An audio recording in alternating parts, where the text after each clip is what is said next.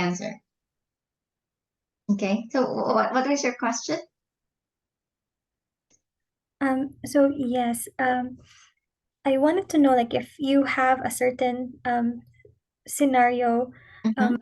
how do you approach it in a way that you're able to address um, all the patient's concerns after doing like the basic safety checks, vital signs, focus assessments? Okay, there's different ways to do that. And honestly, you may not be able to address all the patient's concerns simply because you only have 20 minutes, Mm. right? So it's really about knowing your prioritization. In nursing, we are asked to do prioritization, right? And how do you approach prioritization is very important. So always start with the basic, right?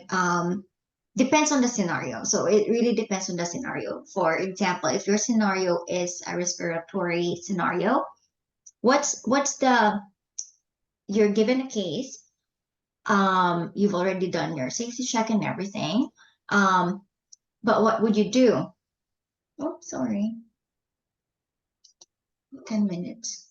But what would you do? You have to speak to your patient first, right?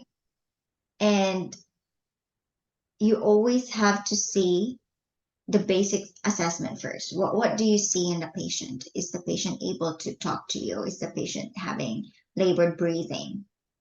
And address those first. Yeah, you have to be systematic in addressing those because you have 20 minutes. So you have to learn to maximize the 20 minutes. But at the same time, do not neglect your patient because it's always patient safety. It's always a priority. Did I answer a little bit of your question? Yeah. Yeah. Okay.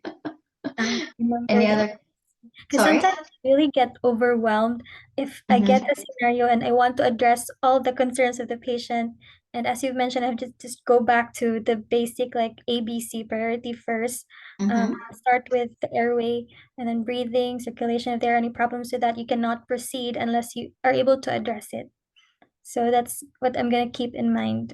Yes and no. Yes. But oh, yes and no, simply because it depends on the scenario again, right? Sometimes you don't need to do them one by one. You can do them all at the same time. Mm. You know what I mean? Like you don't need to do the airway, the breathing, the circulation. You can do them all at the same time. So it depends again on the scenario. Yeah. Any other question? Not for now. Um, it's not with the case. Yes, I was thinking of this question before. Like, if in case after I do the SLA and the CBA, the report would say that I'm not just in case I'm not eligible to be an RN, and they would have to let me do another year or course. Will I be given a license to do LP to be an LPN, or will I have to do an NCLEX LPN? So LPN is not NCLEX. I think there's a different test for LPNs in BC. Honestly, I'm not familiar with that test, but I know is that LPN is not doing NCLEX. It's the RN that's doing NCLEX. So with you, you said you're on a triple track, right?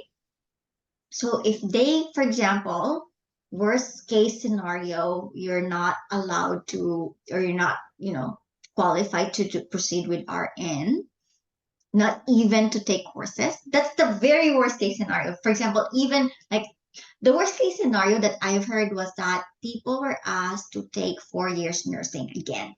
Yes. That was previously, though. I don't know about now. There might still be a case if they really think that you're not really able to safely work as a even as a entry level nurse. But that's the worst case scenario that people were asked to take 4 year courses, especially years ago. Now, there's a really good chance that people are just asked to take several courses, several preceptorship hours, as long as you've shown um, competencies, right? Um, Going back to your question, since you're a triple track, if you, for example, really, really, it's really a bad result, and you're not able to do RN any longer because you are triple track, then they will give you their assessment result for LPN as well. So basically, in your triple track, they will give you assessment results for each of the role that you are being assessed for. Mm. Is it clear? Like different result report on those Or three does roles it? that you're being that. For example, this is your LPN assessment report. This is your RN assessment report. This is your registered care aid assessment report. Okay. Yeah. Because you've mentioned that I don't have to worry. I just have to really worry on being an RN or demonstrate the RN competencies. But sometimes I'm afraid and anxious because I really don't have experience being an healthcare aide. Mm-hmm. So what if I do not pass or the standards of being an HCA, but I passed the RN? Is that possible? Um, like you're not able to show the competency for care aid, but you're able to show competency for RN. Is that going to be a headache in case for you? Sorry, I have to give it back to you again because you should be happy. You know what I mean? You should be happy because they said, "Oh, you're competent as an RN," right? But what? Why do you have to worry about whatever result you're gonna get for care aid anyway? If you've already been, deemed to be competent as an RN. You know Maybe what I I'm mean? Don't overthinking. I think sometimes you have to be very careful. You don't want to be um overthinking things because it will just give you more stress, right? So don't think about that anymore. If you get the RN, that's the perfect one, right? Okay. I'm open for one more question if you want before the Zoom kicks us out. Um, I really don't have any questions anymore. No questions anymore. Okay. So again, go back to those resources that I showed you earlier. Always try to use, that resource that you have already because you're not just for SLA, you're also about to do your CPA, right? So prepare not just for SLA, prepare for CPA because your result will be the combination of those two. Yeah, not just one. If you do well on CBA and you do well on SLA, perfect. If you don't do well on CBA but you do well on SLA, good because you can help increase your chances to have a better assessment result because you're able to pull one component, right? But if you can, it's always good to do well in both of them because that's your overall NCAS assessment in case. Yes. Okay. All right. So what I'm gonna do, because we're gonna go to the lab on Wednesday, I will be in the lab from 8 in the morning, honestly, because I need to kind of like prepare. I know I told you to be there by 9, right? So just go to that location. I'm gonna fetch you there simply because it's kind of like a maze, to go to the lab. So don't worry about that. I can fetch you in that location. And yeah, it's gonna be a whole day of fun.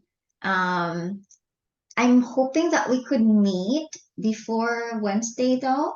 So I'll let you know. I'm thinking maybe we can meet on Monday. Um, I'm gonna ask you to review the resources that I've given you to prepare well. And then I'm gonna bring those lab kits as well so you can practice. And then, so that's Wednesday is your lab. You go home, continue with the lab kits that I've given you, keep on practicing, and we're still gonna meet anyway, right? And keep on practicing as well. So practice is always good, it's important to have the skills necessary. Okay. All right. Well, before we get kicked out, I hope you have a good night, Annalyn. You too, Miss. Good Thank night. you. See you soon. Thank you. Okay, bye bye.